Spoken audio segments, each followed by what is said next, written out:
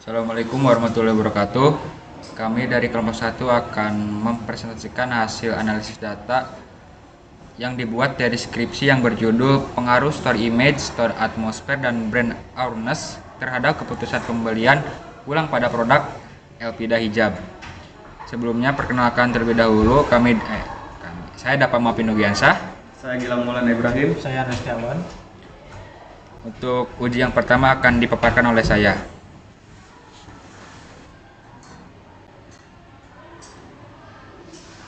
Baik, itu tahapan analisis data yang pertama yaitu normalitas residual. Uji normalitas residual adalah pengujian untuk mengetahui apakah nilai residual dalam persamaan regresi berdistribusi normal atau tidak. Di mana uji ini bertujuan untuk menguji apakah dalam model regresi variabel pengganggu atau residual mempunyai distribusi normal. Pada uji ini ada tabel T dan tabel F. Mengasumsikan nilai residual mengikuti distribusi normal. Jika terjadi pelanggaran asumsi ini, maka uji statistik menjadi tidak valid. Untuk jumlah sampel kecil ada dua cara untuk mendeteksi apakah residual memiliki distribusi normal atau tidak, yaitu dengan analisis grafik dan uji statistik.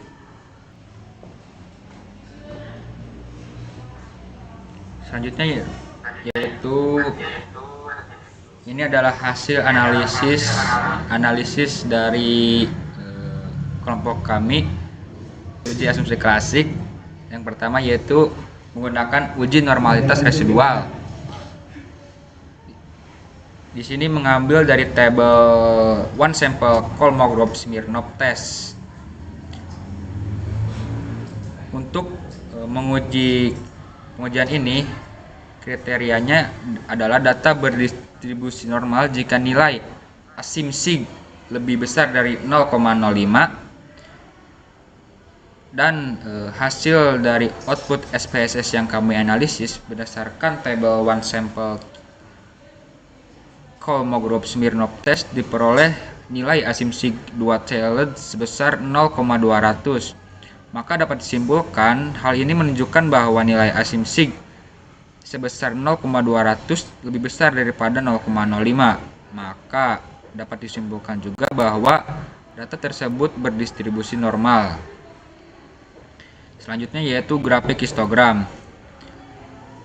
Berdasarkan grafik histogram yang kami analisis di atas, dikarenakan lengkungnya berbentuk lonceng, maka dapat disimpulkan bahwa data tersebut cenderung dikatakan normal.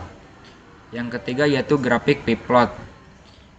Berdasarkan grafik p-plot di atas menunjukkan bahwa titik-titik mengikuti garis diagonal, maka dapat dikatakan data tersebut berdistribusi normal.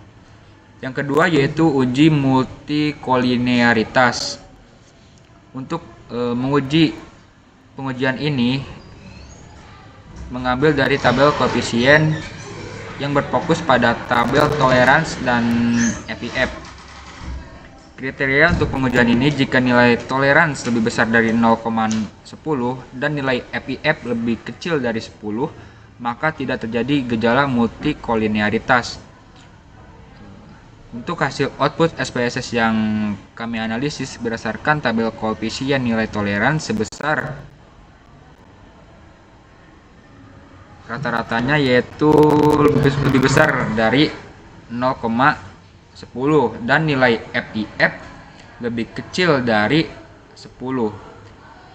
Maka dapat disimpulkan bahwa ketiga variabel yang kami analisis di atas tidak terjadi gejala multikolinearitas. Yang ketiga yaitu uji autokorelasi.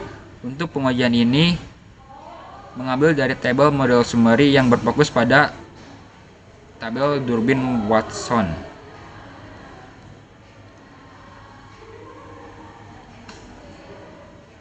Untuk langkah-langkah pengujiannya yaitu kita cari nilai DL dan DU terlebih dahulu. Untuk nilai DL yang kami analisis yaitu 1,613 dan nilai DU-nya yaitu 1,736. Selanjutnya yaitu bandingkan nilai DW, DU, dan DL. Dari hasil regresi nilai Durbin-Watson adalah 1,860. Selanjutnya yaitu lakukan perbandingan. Dapat disimpulkan dari perbandingan tersebut 1736 lebih kecil dari nilai DW yang sebesar 1,860. Maka dapat disimpulkan dari perbandingan tersebut nilai DU lebih kecil daripada nilai DW dan nilai DW lebih kecil daripada nilai DU. Kesimpulannya yaitu hasil yang kami analisis menunjukkan bahwasannya nilai DW 1,860 berada di antara DU dan 4 kurangi DU, sehingga dapat disimpulkan bahwa tidak terdapat masalah autokorelasi dalam model regresi. Dengan demikian asumsi bebas autokorelasi terpenuhi dan model regresi valid untuk digunakan dalam analisis lebih lanjut. Yang keempat yaitu uji heteroskedastisitas menggunakan uji Gleiser. Mengambil dari tabel koefisien yang berfokus pada tabel sig. Untuk pengujiannya yaitu jika nilai sig tersebut lebih besar dari 0,05 maka tidak terjadi gejala heteroskedastisitas.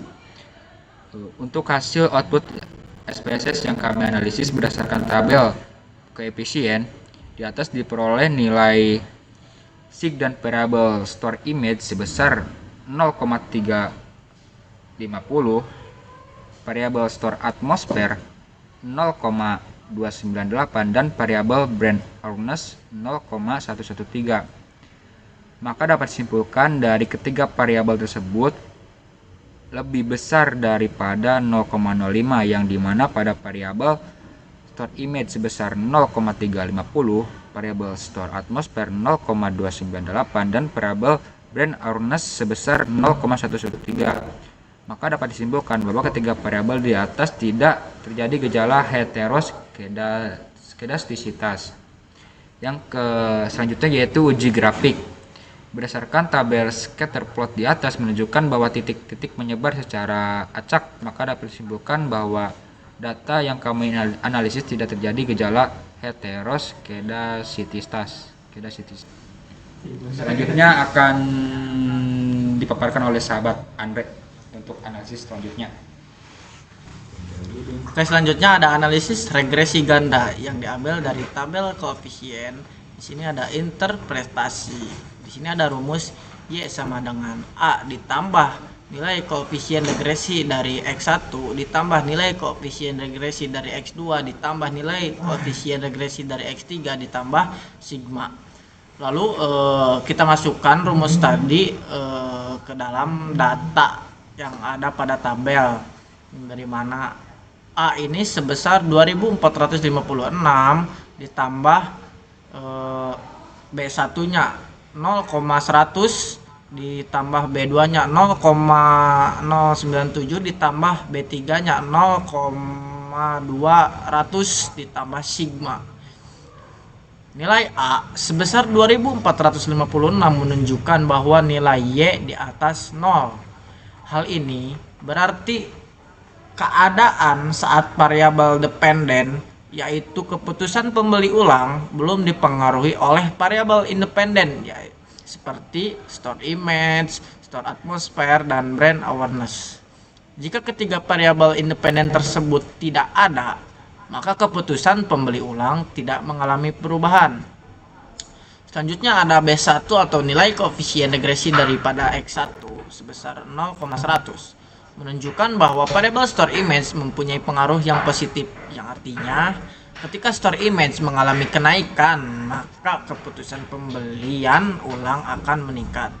Terus selanjutnya ada B2 atau nilai koefisien regresi daripada X2 sebesar 0,097. Ini menunjukkan bahwa variabel store atmosfer mempunyai pengaruh yang positif, yang artinya ketika store atmosfer mengalami kenaikan, maka keputusan pembeli ulang akan meningkat. Selanjutnya ada B3 atau nilai koefisien regresi daripada X3 itu sebesar 0,200. Ini menunjukkan bahwa variabel brand awareness mempunyai pengaruh yang positif.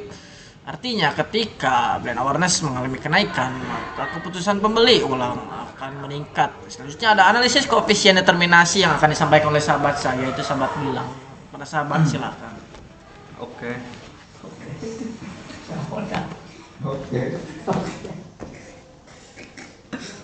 Lalu ada analisis koefisien determinasi. Yang pertama ada pengaruh parsial. Nah, mungkin untuk rumusnya yaitu X1 terhadap Y dan X2 terhadap Y dan X3 terhadap Y, atau mungkin bisa saja digabung ketika angka yang dihasilkan oleh tabel sama. Nah, kebetulan data ataupun nilai yang dihasilkan tabel ini berbeda, maka saya akan jabarkan satu-satu. X1 terhadap Y sama dengan R pangkat 2 dikali 100 dan menghasilkan dan angka yang sudah ada dalam tabel yaitu zero order dimasukkan kepada rumus tadi, yaitu 0,514 pangkat 2 dikali 100 dan menghasilkan angka persentase 26,42%. Nah, dan X2, X3 pun seterusnya seperti itu, tinggal dipindahkan dari tabel ke rumus. Nah, pada variabel store image X1 diperoleh nilai koefisien sebesar 26,42%. Maka hipotesisnya adalah bahwa variabel store image X1 memiliki kontribusi pengaruh terhadap variabel keputusan pemilihan ulang sebesar 26,42%. Nah, sisanya 73,58% dipengaruhi oleh variabel lain yang tidak dilakukan dalam penelitian ataupun eksternal penelitian lah. Lalu lanjut poin kedua, pada variabel store atmosfer X2 pun sama seperti X1, yaitu diperoleh nilai koefisien sebesar 22,66%. Nah, kesimpulannya pun sama ketika kesimpulannya adalah X2 memiliki kontribusi pengaruh terhadap variabel keputusan pemilihan ulang sebesar 22,66%. Lalu sisanya ya sama dipengaruhi oleh eksternal variabel yang tidak dimasukkan dalam penelitian. Lalu poin ketiga adalah variabel brand awareness. Diperoleh nilai koefisien sebesar 17,89%. Nah, maka kesimpulannya pun X3 itu memiliki kontribusi pengaruh terhadap variabel keputusan pemilihan ulang sebesar 17,89%. Dan sisanya dipengaruhi oleh variabel lain yang tidak dilakukan di dalam penelitian. Lalu ada pengaruh simultan. Nah, jika kita melihat pada tabel model summary, ada tanda merah yaitu angka yang menunjukkan 0,614, dan angka ini yang akan menjadi pegangan bagi rumus pengaruh simultan, dan rumusnya adalah X1, X2 dan X3 terhadap Y sama dengan R kuadrat kali 100%, dan angka tadi dimasukkan ke dalam rumus yaitu disimpan di huruf R, dan 0,614 kuadrat dikali 100% menghasilkan persentase 37,90%. Lalu interpretasinya adalah pada variabel store image X1, store atmosphere X2 dan brand awareness X3 diperoleh nilai koefisien determinasi sebesar 37,90%. Nah, maka dapat disimpulkan bahwa store image X1, store atmosphere X2 dan brand awareness X3 memiliki kontribusi pengaruh terhadap variabel keputusan pemilihan ulang sebesar 37,90%. Sedangkan sisanya dipengaruhi oleh variabel lain yang tidak dilakukan dalam penelitian, yaitu sebesar 62,10%. Lalu ada uji hipotesis. Hipotesis awal penelitian ini bertujuan untuk menganalisis pengaruh X1, X2, dan X3 terhadap Y. Lalu penelitian ini bertujuan untuk mengetahui apakah store image, store atmosphere, dan brand awareness berpengaruh signifikan terhadap keputusan pemilihan ulang. Lalu ada hipotesis nol. Tidak ada pengaruh signifikan pengaruh store image, store atmosphere, dan brand awareness terhadap keputusan pembelian ulang. Dan store image, store atmosphere, dan brand awareness tidak berpengaruh signifikan terhadap keputusan pembelian ulang, dan seterusnya. Lalu ada hipotesis parsial dengan uji T.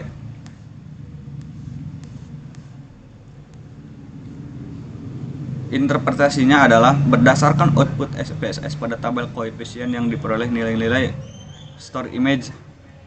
T hitungnya adalah 3,272 dan SIG-nya 0,001. Nah, nilai tadi diperoleh dari tabel yang sudah ada, yaitu tabel koefisien, dan di sini pun sudah tertera tabel T dan tabel SIG, tinggal dipindahkan saja. Lalu berdasarkan tabel distribusi T, untuk N sama dengan 100 dibagi AK sama dengan 100 kurangi 1 sama dengan 99, dengan X sama dengan 5%, dan 5% tadi dikomparasi terhadap angka yaitu 0,05 dan diperoleh nilai tabel T yaitu 1,98422. Nah, lalu kesimpulannya, yang pertama, karena nilai T hitung tersebut sama dengan 3,272 lebih besar dari T tabel yaitu 1,98422 dengan nilai SIG sama dengan 0,001 lebih kecil dari nilai X yaitu 0,05, maka dapat disimpulkan bahwa ketiga variabel tadi itu ditolak, ataupun hipotesis nol itu ditolak, yang artinya store image berpengaruh signifikan terhadap keputusan pembelian ulang. Yang kedua, karena nilai T hitung 2,424 lebih besar dari T tabel yaitu 1,98422 dengan nilai SIG 0,017 lebih kecil dari nilai X yaitu 0,05, maka dapat disimpulkan bahwa hipotesis nol ditolak. Artinya store atmosfer berpengaruh signifikan terhadap keputusan pembelian ulang. Lalu yang ketiga adalah karena T hitung sama dengan 2,877 lebih besar dari T tabel yaitu 1,98422 dengan nilai SIG 0,005 lebih kecil dari nilai X yaitu 0,05, maka dapat disimpulkan bahwa hipotesis nol ditolak. Artinya brand awareness berpengaruh signifikan terhadap keputusan pembelian ulang. Lalu yang kedua adalah uji hipotesis simultan dengan uji F. Interpretasinya adalah berdasarkan output SPSS pada tabel ANOVA diperoleh nilai F hitung sebesar 19,411 dan nilai SIG 0,000. Nah, mungkin nilai-nilai tadi seperti nilai F dan nilai SIG ini sudah tercantum dalam tabel ANOVA dan tinggal disalin saja terhadap rumus.